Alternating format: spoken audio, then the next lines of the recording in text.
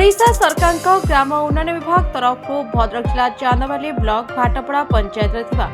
प्राथमिक चिकित्सा नूतन बिल्डिंग 1,45,00,000 टंकार अर्थराशि पूर्व सरकार अनुमोदन करथिले जहां वर्तमान सरकार कार्यकारी करी कार्यदेश प्रदान करछन्ती। चांदबाली अभिमन्यु दास नामक ठेकेदार को मात्र दुख परितापର विषय जे ठेकेदार जनक अत्यंत निम्नमान कार्यकारी संपूर्ण अर्थ हरिलुट कहबाकू बसिछन्ती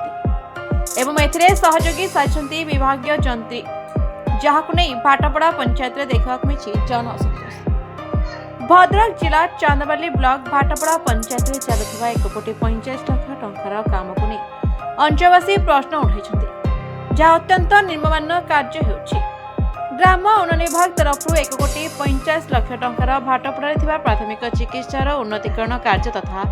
नूतन बिल्डिंग कार्य निर्माण होता बेले निर्माणाधीन पिलर बिना सिमेंट और बिना गोड़ी कहले अत्युक्ति हेब नहीं जहाकु नै स्थानीय लोक माने बारंबार विभागीय जंत्री को जणाइले विभागीय जंत्री निद्रा भंगुरी एथरो विभागीय जंत्री एवं ठेकेदार मधु चंद्रिका स्पष्ट बारी होछि। ଏହି କାର୍ଯ୍ୟଟି ଅତ୍ୟନ୍ତ ନିମ୍ନମାନର ବୋଲି ଅଞ୍ଚଳବାସୀ ଅଭିଯୋଗ ଆଣିଥିଲେ ସମ୍ପୃକ୍ତ ଠିକାଦାର ଶାସକ ଦଳର ଜଣେ ଜଣାଶୁଣା କର୍ମୀ ହୋଇଥିବାରୁ ବିଭାଗୀୟ ଅଧିକାରୀ କିଛି କାର୍ଯ୍ୟାନୁଷ୍ଠାନ ନେବା ବଦଳରେ ବିଭିନ୍ନ ପ୍ରକାର ବାହାନା ଦେଇ ଫସି ଯିବାକୁ ଚେଷ୍ଟା କରୁଛନ୍ତି। ଅଞ୍ଚଳବାସୀଙ୍କ କହିବା କଥା ବର୍ତ୍ତମାନ କାର୍ଯ୍ୟଟି ପ୍ରାଥମିକ ପର୍ଯ୍ୟାୟରେ ଅଛି। ବିଭାଗୀୟ ଯନ୍ତ୍ରୀ ଏବଂ ଜିଲ୍ଲାପାଳ ମହୋଦୟ କାର୍ଯ୍ୟମାନକୁ ଯାଞ୍ଚ ନ କରନ୍ତି ବିଲ୍ଡିଂଟି ଅତ୍ୟନ୍ତ ନିମ୍ନମାନ ହେବା ସହିତ ଅଞ୍ଚଳବାସୀଙ୍କ ଜୀବନ ପ୍ରତି ବିପଦ ଥିବା अंचलवासी माने आशंका करछन्ती। तेणु तुरंत ग्राम उन्नयन विभाग सचिव एथिप्रति दृष्टि देବାକୁ अंचलवासी दाबी करछन्ती। भाटपड़ा ग्राम पंचायत पूर्वतन सरपंच कौन सर हेजी एठी एते लोक रुंड हेजंती जो मेडिकल लोक रुंड हमार कारण होती जो कॉन्ट्रैक्टर काम नै चंती से काम ठीक करना आंदी शुद्ध दुर्बल काम करछन्ती जा पर कि मेडिकल बिल्डिंग रहबो नै या तैयारी करबा संगे संगे भुसुडी बड़ काम हाथ भांगी ठीक काम करना हाथ में पिलर को भांगी दौरान पिला आसिक गुड़ी ना सीमेंट ना कि शुद्ध बाली गुड़ा कर यही कम देखुचे आम कौन सर चाहूँ बर्तमान कौन आम चाहूँ कमटा ठीक भाव में हवा दरकार काम ठीक ना बर मेडिकल बिल्डिंग न हो काम ठीक हो काम ठीक है मेडिकल बिल्डिंग दरकार काम ठीक ना मेडिकल बिल्डिंग कर लाभ किसी हम ना भांगी जीव सब। भाटपड़ा सर्वदलीय कमिटर जन आवाहक कहवा कथा अच्छी जदि सरकार जनसाधारण उपकार निमंते स्वास्थ्य सेवा जोगाई देउछन्ती ताले स्वास्थ्य सेवा जेइथिबा अर्थकल परिमाण 1,45,00,000 टंकार कामटा ठीक विनियोग करा जाऊ एवं एटी गुटे रोड रे 25टा रिंग दबा जगार 17टा रिंग देइथिले जेई देखथिले एसडीओ सुनिथिले से 17टा रिंग रे काम करछन्ती आ वर्तमान सुधा जो पिलर कराई हाथ में आम भांगिलु